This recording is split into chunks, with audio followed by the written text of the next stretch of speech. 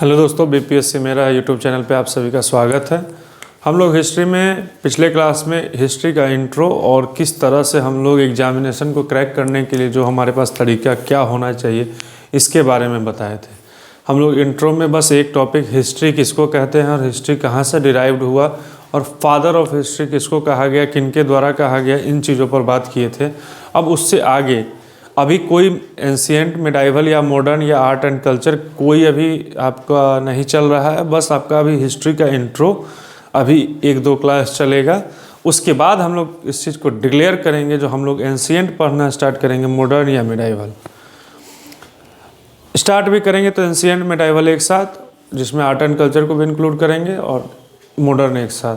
तो अभी पहले हिस्ट्री का इंट्रो देखिए, जो क्या हमारे हिस्ट्री है, फादर ऑफ हिस्ट्री कौन थे, या अब हमारे इंडियन हिस्ट्री के फादर कौन हैं और कहाँ से आए थे, क्या है, उसके बारे में चर्चा करते हैं। तो आइए देखते हैं। फादर ऑफ इंडियन हिस्ट्री किसको कहा गया? मेगास्थनीज को। मेगास्थनीज कौन थे? मेगास्थनीज पहले एम्बेसडर थे जो इंडिया में आए थे। किसके रीजन में आए थे? चंद्रगुप्त मौर्य के रीजन में। और इनको भेजा किसके द्वारा गया था? सेलुकस निकेटर के द्वारा।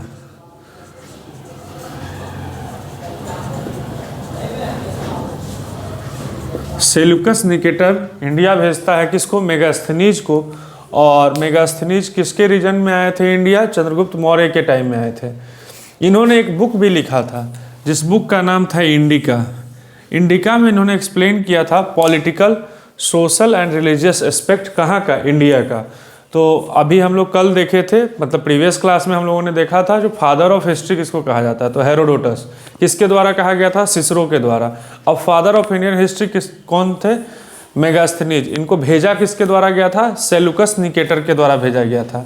और यहाँ किसके रीजन में उस समय किसकी शासन चल रही थी? चंद्रगुप्त मौर्य की। ठीक। और इनके द्वारा जो बुक लिखा गया उसका नाम क्या था? इंडिका, जिसके राइटर मेगास्थनीज हैं। और इसमें क्या किया गया? इंडिया के पॉलिटिकल, सोशल और रिलीजियस एस्पेक्ट्स को, इकोनॉमिक एस्पेक्ट्स को भी इसमें एक्सप्लेन किया गया। अब देखिए, यहाँ एक वर्ड समझने वाला है, क्योंकि जब हम लोग इंट्रो ही कर रहे हैं तो अच्छे से समझिए, एक एक वर्ड को समझना जरूरी है। जो हमारा एम्बेसडर और हाई कमिश्नर में अंतर क्या है? बहुत सारे स्टूडेंट का क्वेरी होगा, जो एम्बेसडर और हाई कमिश्नर में क्या डिफरेंस है, और एम्बेसडर के लिए क्या क्वालिफिकेशन चाहिए और हाई कमिश्नर के लिए क्या क्वालिफिकेशन चाहिए। तो बस इतना समझिए, एम्बेसडर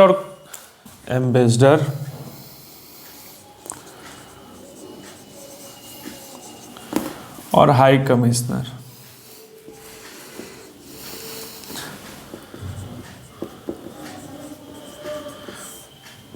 जिस समय अपने भारत के जो एयरफोर्स से जो पाकिस्तान में गए थे, जो आर्मी एयरफोर्स के थे, उनका नाम, जिनका दाढ़ी इस तरह से हुआ करता था, तो जब पाकिस्तान में गए थे तो वहाँ आप लोग न्यूज़ में सुन रहे होइएगा, जो पाकिस्तान में भारतीय हाई कमिश्नर वहाँ पहुँच चुके हैं, उनको लेके बॉर्डर पर आया जा चुका है। उनका नाम आपको कमेंट बॉक्स में बताना है, इसलिए मैं नहीं बता रहा।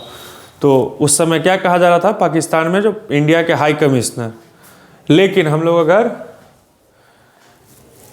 अमेरिका भेजते हैं तो किसको भेजते हैं? एम्बेसडर को भेजते हैं।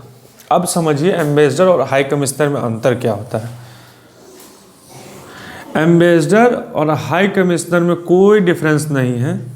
बस जिस कंट्री को कॉमनवेल्थ में रखा गया है ब्रिटेन के द्वारा, कॉमनवेल्थ का गठन 1926 में, कॉमनवेल्थ ऑर्गेनाइजेशन है, जो गेम भी होता है जिसमें कॉमनवेल्थ की कंट्रीज पार्टिसिपेट करती है, जिसमें इंडिया भी पार्टिसिपेट करता है। इसका 1926 में इसका गठन किया गया था ब्रिटेन के द्वारा। ब्रिटेन का कहना था जो भी कॉमनवेल्थ कंट्रीज है, वहाँ एम्बेसडर अपॉइंट नहीं होंगे, हाई कमिश्नर अपॉइंट होंगे। तो जितने भी हमारे कॉमनवेल्थ के कंट्रीज हैं, वहाँ के अगर बंदे, अगर foreign IF Indian foreign service हम लोग अगर कॉमनवेल्थ कंट्रीज में भेजते हैं, तो वहाँ हमारा इसका नाम, एम्बेसडर का नाम हाई कमिश्नर होता है, बाकी जगह पे एम्बेसडर होता है। इसके क्वालिफिकेशन में कोई अंतर नहीं होता है। जो भी लोग IFS क्वालिफाई करते हैं, मतलब इंडियन फॉरेन सर्विस, उन लोगों को फॉरेन भेजा जाता है। तो high commissioner equivalent to ambassador, बस अंतर यही है, जो कॉमनवेल्थ कंट्रीज में अगर वो जाते हैं तो वो हाई कमिश्नर बन के जाते हैं, नॉन कॉमनवेल्थ कंट्रीज में जाते हैं तो वो एम्बेसडर बन के जाते हैं। अब बात आ रही है, जो हम लोगों ने फादर ऑफ हिस्ट्री देख लिया, फादर ऑफ इंडियन हिस्ट्री देख लिया, लेकिन हमारे पहले इंडियन हिस्टोरियन कौन थे? तो यहाँ दो नाम पे हमेशा द्वंद्व रहा है, कलहन और बाणभट्ट। तो आइए समझते हैं कलहन और बाणभट्ट में क्या अंतर है, और फर्स्ट हिस्टोरियन कहीं कलहन है कहीं बाणभट्ट है, तो दोनों को दिमाग में लेके चलना है। अगर कहीं दोनों ऑप्शन आता है फिर हम लोग बाणभट्ट को प्रायोरिटी देंगे, लेकिन अगर एक ही ऑप्शन आ रहा है या दोनों आ रहा है, अगर वहाँ ऑप्शन दे रहा है जो मोर देन वन का ऑप्शन आपके पास है, तो आप दोनों टिक आउट करके आएंगे। तो हम लोग समझते हैं जो फर्स्ट इंडियन हिस्टोरियन कौन थे, आइए उसको देखते हैं। समझने वाली बात है, जो अभी तक हम लोग देखे father of history, father of Indian history, अब बात आ रही थी इंडियन हिस्टोरियन का। तो अब मैंने जैसे बताया बाणभट्ट और कलहन में हमेशा द्वंद्व रहता है। अब द्वंद्व क्यों है सो समझिए। बाणभट्ट कोर्ट पोएट था, कहाँ का? हर्षवर्धन जो राजा थे उनका। और हर्षवर्धन कौन थे? Last Hindu ruler. ये भी क्वेश्चन एकदम एक एक क्वेश्चन आपका स्टैटिक क्वेश्चन है। Last Hindu ruler of Indian dynasty Harshvardhan, ठीक। कोर्ट पोएट किसके कौन थे? बाणभट्ट, ठीक। बाणभट्ट के द्वारा कौन सी पुस्तक लिखी गई? हर्षचरित्र। हर्षचरित्र किस भाषा में? संस्कृत में। इसमें क्या एक्सप्लेन किया गया है? तो बायोग्राफी ऑफ हर्षवर्धन, ठीक। तो बाणभट्ट के बारे में चार चीज समझ में आया। बाणभट्ट कौन थे? कोर्ट पोएट ऑफ हर्षवर्धन, और हर्षवर्धन आखिरी हिंदू रूलर, ठीक। हर्षवर्धन ने हर्षचरित्र किताब लिखा जो कि संस्कृत में था। इसमें हर्षवर्धन के बायोग्राफी जीवनी पर पटकथा उन्होंने अपने भाषा में लिखी थी। देखिए, बायोग्राफी और ऑटोबायोग्राफी, इस दोनों वर्ड में भी कुछ बच्चों को कन्फ्यूजन होगा, तो शर्माने की बात नहीं, समझने की बात है।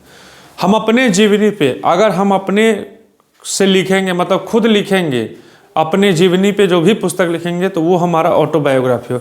लेकिन हमारे जीवनी पे अगर कोई थर्ड पर्सन अगर पुस्तक लिखता है तो उस चीज़ को बायोग्राफी कहा जाता है, ठीक। अब आते हैं, बात करते हैं कलहन।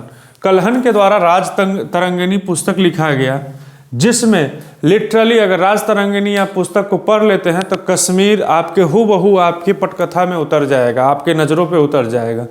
तो सही में अगर देखा जाए, राज तरंगिणी पुस्तक में कश्मीर के अतीत को बताया गया है।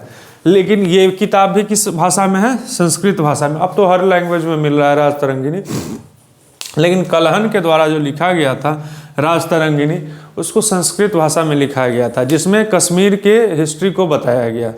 तो हम लोग समझ चुके हैं जो फर्स्ट इंडियन हिस्टोरियन जो थे बाणभट्ट और कलहन। ध्यान देना है अपने प्रेजेंस ऑफ माइंड के आधार पर उस समय क्वेश्चन में जो भी आपको सही लगेगा। अगर कश्मीर का जिक्र करते हुए हिस्टोरियन का बात पूछेगा तो कलहन कहेंगे, नॉर्मल में पूछेगा तो बाणभट्ट या कलहन में से चूज कर लेंगे जो कौन सा ऑप्शन हमारे कौन सा ऑप्शन में लिखा है, चार ऑप्शन में। अगर दोनों लिखा है और ये भी ऑप्शन है मोर देन वन, तो आप दोनों लिखेंगे। तो ये चीज़ का ध्यान रखेंगे। अब इसके बाद जो हम लोगों को समझना है, पीरियड ऑफ हिस्ट्री और इंडियन हिस्ट्री को कितने भाग में बांटा गया, एंशिएंट, मिडाइवल, मॉडर्न, क्या उसका एस्पेक्ट्स है, उसको देखेंगे। देन उसके बाद वाली लेक्चर में हम लोग सिलेबस पे आएंगे। तो ये हमारा इंट्रो का ही पार्ट चल रहा है अभी हिस्ट्री का, जिसमें अभी हम लोग कल जो देखे, मतलब प्रीवियस क्लास में जो देखे, आज जो देखे, अब आगे जो हम लोग देखेंगे पीरियड ऑफ हिस्ट्री पढ़ेंगे और इंडियन हिस्ट्री को कितने भाग में किस आधार पे बांटा गया है, उन चीज़ों को अगले लेक्चर में देखेंगे। उसके बाद हम लोग प्रॉपर एंशिएंट, मिडाइवल या मॉडर्न जो भी पढ़ना होगा उस चीज़ पे आगे बढ़ेंगे। मिलते हैं अगले वीडियो में, अगले लेक्चर में। तब तक के लिए धन्यवाद।